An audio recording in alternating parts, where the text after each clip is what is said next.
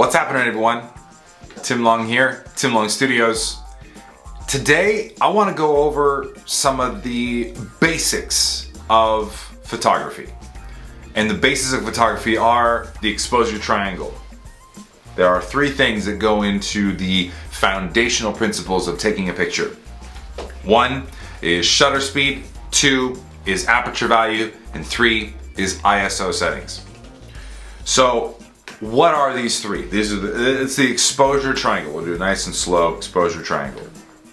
So the exposure triangle is what you use to take a photo. If you think about it, photography is actually the study of any kind of light. So this is light, and then we have another light. So this is what's called cool light, and this is what's called warm light. If you notice, I have warm light in the background. I have a cool light right here. Boom. Cool light, warm light. Now, photography is about capturing light. It's technically light painting. You paint with light, you know, an artist with that kind of thing. So in the exposure triangle, these are the settings that capture the kind of light you want to capture. So let's talk about the first one, is your shutter speed. That's how fast the camera opens and closes. Now, obviously, as technology moves forward a little bit, that process is going to be a little different if you're talking about old school film cameras as opposed to DSLRs. And then now we have, you know, mirrorless, and I'm sure that's going to change in the near future. But the idea is the same. It's how fast it will capture light. So if you notice, a lot of cameras will have a marking that'll say 1/1/8000th or 1/1/1/4000th, all the way down to a certain amount. So the faster, the more numbers on that, the faster that shutter is going to snap. So if you're doing things like sports, children, animals, those kinds of things, you want that sucker to move fast so that it captures the movement and it captures the motion. Now, at the same time, if you've heard of this before, you may have heard of this term called long exposure photography. Long exposure is when you allow the camera shutter to stay open for a long period of time, right? So I actually like doing a lot of different long exposure photography over highway bridges, and I love getting the streams of traffic moving. And then if you let the shutter stay open for a long period of time, you get what are called light trails. And that's one of the funnest long exposure. Another really fun long exposure photography set to kind of try are like waterfalls, running water, because then it creates this sort of like fun ghosting effect. You can do this at the beach also, especially if there's rocks and those kinds of things. Then the stuff shows up really, really pretty.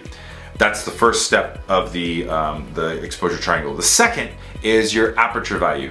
Now, your aperture value is determined by the lens that you use, and you see a lot of guys who want higher end apertures. This makes sense because the aperture is like the iris of your eye. It opens and closes like this. The shutter speed shuts the barn door. The aperture allows light to come in and out. So the higher the aperture, the more light comes in. So currently I'm shooting on what's called, it's a 15-35, and the highest aperture it can go is 2.8. And this is a very common aperture value, and it can go all the way down to what's called f/22. Your aperture is also referred to as your f-stop. So if you hear people referring to what's your f-stop, they're asking what your aperture value is at.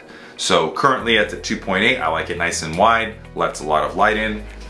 But you may have something like this, and this is my Canon 85mm 1.4. So the aperture value on this is huge, just lets all kinds of light in, and you might be able to kind of see, yeah, you see that, see how much light and how wide open that is. It's really, really pretty, and you can just tell a lot of light can get let in through that.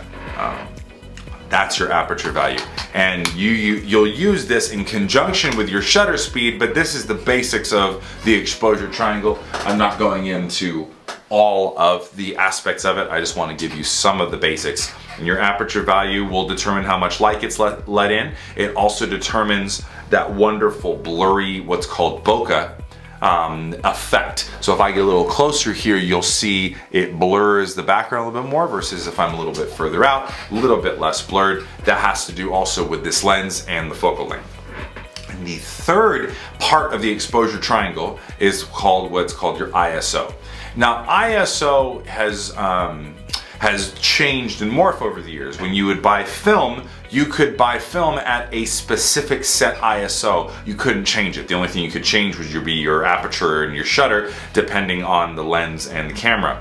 Now, with the thanks to technology, we can change our ISO values. And ISO is basically like digital information, digital upping or lowering.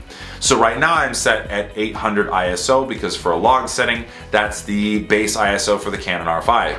Other cameras may have different base ISOs and you can drop them lower or higher depending, but basically ISO will give you more light or take more light away depending on the kind of lens you have. Maybe you have a lens with a really high aperture and you can't go and let a lot of light in, so you will throw in some ISO to give you some of that light recovery. And the nice thing about mirrorless lenses now, or excuse me, mirrorless cameras, is that you can push your ISO values higher because of the digital processing that is now available to us.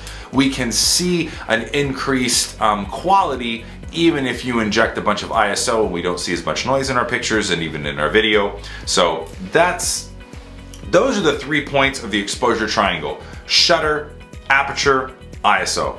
Hope this was informative. Just so you guys know, I did film on the Canon EOS R5 with the Canon RF 15-35 2.8L image stabilized USM lens. I have a variable ND filter set to a 2-stop value, and I have the Deity Duo 4 microphone.